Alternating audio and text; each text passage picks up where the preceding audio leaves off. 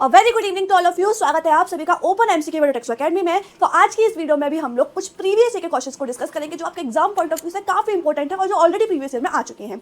इसके अलावा यहाँ पर हम लोग कुछ एक्सप्लेनेशन भी करेंगे उन क्वेश्चंस का, जिससे आपको यहाँ पर कॉन्सेप्ट भी क्लियर होगा। चलिए बिना देरी करे शुरू करते हैं। आज का पहला क्वेश्चन है आपका, bioavailability of a drug refers to. तो बायो अवेलेबिलिटी क्या होती है ड्रग्स की, वो क्या कहती है? तो आपके ऑप्शन है rate of drug absorption, fraction of administration, drug reaching systemic circulation, time taken for drug elimination या distribution of drug in tissues. तो बायो अवेलेबिलिटी क्या होती है?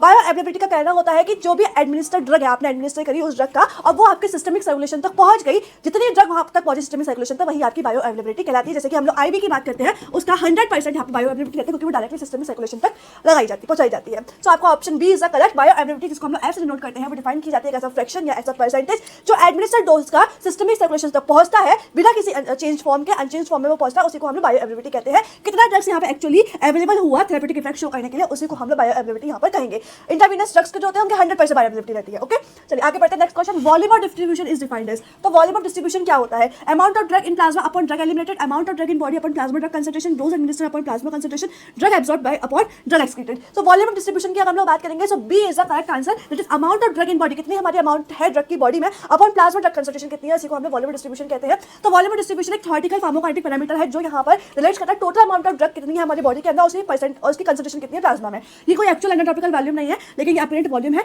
जो आपकी क्वांटिफाई करने में हेल्प करता है कितना एक्सटेंसिवली ड्रग लीव किया है हमारे सिस्टमिक सर्कुलेशन से। तो this is the volume of distribution. Next, a drug highly bound to plasma protein will have.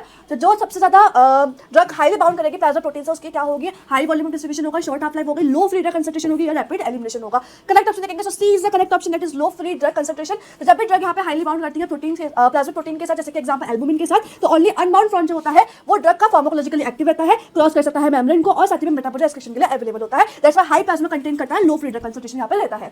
Last, zero order elimination मतलब क्या होता है? Rate proportional to concentration, rate constant regardless of concentration, drug shows very short half life या कोई भी metabolic सब पे show नहीं होता। जीरो ऑर्डर की बात करेंगे, so B is the correct option, rate constant regardless of concentration. Zero order elimination में ड्रग होता है एलिमिनेट करता है कांस्टेंट रेट पर यूनिट टाइम पर इररेस्पेक्टिवली प्लाज्मा। तो ये कब होता है? जब एंजाइम रिस्पांसिबल होता है मेटाबॉलिक एक्सक्रीशन के लिए, जब दोनों चीज सैचुरेटेड हो जाती हैं। क्यों होता है? मेटाबॉलिज्म एंजाइम की वजह से, या हम लोग ज्यादा ड्रग यहाँ पे ऐड करते हैं और वो एलिमिनेशन स्पीड को बढ़ा नहीं पाता।